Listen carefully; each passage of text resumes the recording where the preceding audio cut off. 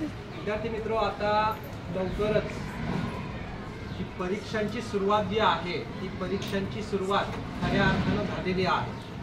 12वीची परीक्षा 11 फेब्रुवारीला सुरू झाली आणि आजपासून 10वीची परीक्षा सुरू होणार आहे आणि 2 वर्षांमध्ये तुम्ही देखील अशाच प्रकारे बोर्डाच्या परीक्षेला सामोरं जाणार आहात।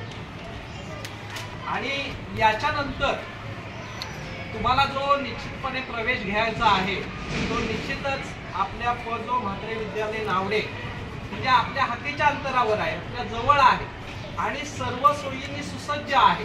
तुमच्या हातामध्ये ही वही आल्यानंतर मागं सर्व वैशिष्ट्ये दिलेली आहेत। या ठिकाणी शाळेमध्ये काय काय आहे किंवा कोणकोणते उपक्रम राबवले जातात याची सर्व तुम्हाला कल्पना येणार आहे। तुमच्या अगोदरचे जे मित्र आहेत, मैत्रिणी आहेत, त्याने देखील आपल्या शाळेमध्ये जो प्रवेश आहे तो प्रवेश घेतलेला आहे। त्यांच्याकडून तुम्हाला देखील बरीचशी जी माहिती आहे ती बरीचशी माहिती मिळणार आहे। तर आपण ज्यावेळेस खऱ्या अर्थानं आपल्याला आता समजायला लागलं की आपण कोणत्या शाळेमध्ये प्रवेश घेतला पाहिजे आणि त्या शाळेमध्येच खऱ्या अर्थानं आपलं जे भवितव्य आहे ते उज्ज्वल होणार आहे। आता बघा, जर आपल्याला एखाद्या ठिकाणी सर्व सोयी मिळणार आहेत, सुविधा मिळणार आहेत, सर्व सोयींनी जर सुसज्ज असेल तर अशा ठिकाणी आपण काय करतो, त्या शाळेमध्ये प्रवेश घेतो। आता आम्ही तुमच्या शाळेमध्ये आल्यानंतर आम्हाला खूप प्रसन्न वाटतं, कारण इथलं जे वातावरण आहे खऱ्या अर्थानं बघा, पूर्वी ज्या शाळा असायच्या त्या शाळा गावाच्या बाहेर असायच्या। आपली देखील शाळा अशाच प्रकारे गावाच्या बाहेरच होती, परंतु आता काय झालेलं आहे, लोकसंख्येच्या मानाने जी वस्ती आहे ती वस्ती वाढलेली आहे आणि शाळेभोवती काय झालेली आहेत, घरं झालेली आहे।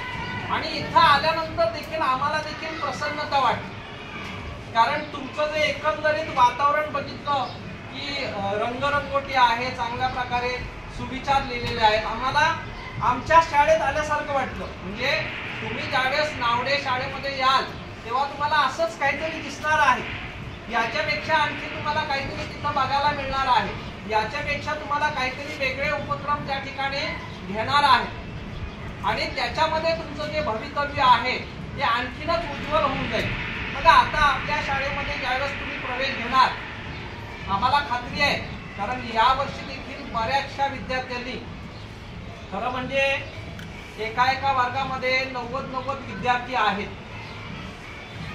म्हणजे इतका जो प्रवेश आहे तो प्रवेश वाढला। त्याचं कारण काय रे, त्या शाळेमध्ये असणाऱ्या सोयी सुविधा, तुमच्यासाठी जे ज्ञानदान करणार आहेत ते अनुभवी असे शिक्षक आहेत।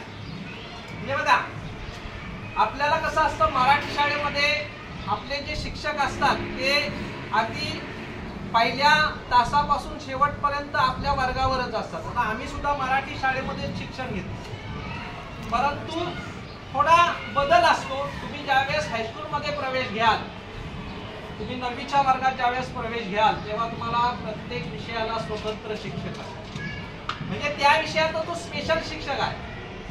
मग तुम्हाला मराठीला स्वतंत्र शिक्षक असेल, हिंदीला स्वतंत्र असेल, इंग्रजी, गणित, विज्ञान, समाजशास्त्र अशा सर्व विषयांसाठी तुम्हाला स्वतंत्र शिक्षक असतील। म्हणजे तुमच्या ज्या अडीअडचणी काही असतील त्या अगदी नील केल्या जातात। त्याच्यानंतर बघा, आता सर्वच विद्यार्थी विषयातच हुशार असतील अशातली बाब नाही, म्हणजे अभ्यासातच हुशार असतील अशातली बाब नाही। एखाद्याला खेळामध्ये आवड आहे, म्हणजे आपला जो खेळातील जो दर्जा आहे तो खेळातील दर्जा तो त्या ठिकाणी दाखवू शकतो। आता आपल्या इथं क्रीडा शिक्षक, स्वतंत्र क्रीडा शिक्षक आहे, त्याच्यानंतर आपल्याकडे बाहेरून क्रीडा शिक्षक येतात। आता तुम्हाला एक नाव माहिती असेल, पावसे ना, कुणाल पावसे नावाचा विद्यार्थी आहे, कुस्तीमध्ये अगदी राज्यस्तरापर्यंत तो पोहोचलेला। का असं झालंय, तर त्याच्याजवळ जो उपजत गुण आहे तो अभ्यासात इकडं कमी आहे, परंतु या बाबींमध्ये तो चमकलेला आहे आणि त्याला काय झालंय, तिचं जज झाले, मार्गदर्शन झाले। आता सचिन तेंडुलकर हा महान खेळाडू आहे, परंतु त्याला पण कुणीतरी गुरु आहे, बरोबर की नाही। रमाकांत आचरेकर सरांनी त्याला घडवलं, म्हणजे प्रत्येकाला आपल्या गुरु असतो, त्याच्यामध्ये त्याला पारंगत केलं, त्याला योग्य मार्गदर्शन केलं आणि तो आज कसा झालेला आहे, जगविख्यात झालेला आहे, जगप्रसिद्ध झालेला आहे, त्याची ख्याती सर्वदूर पसरलेली आहे. म्हणजे आपण त्याच्यामध्ये कौशल्य दाखवू शकतो, आपल्यामध्ये असणारा त्याला काय म्हणतात उपजत गुण. आता एखादा विद्यार्थिनी अशी असेल की त्याला चित्रकलेची आवड आहे, चांगल्या प्रकारे चित्र काढू शकतोय, परंतु काय लागतं रे, मार्गदर्शन लागतं. आता आपल्याकडं ज्या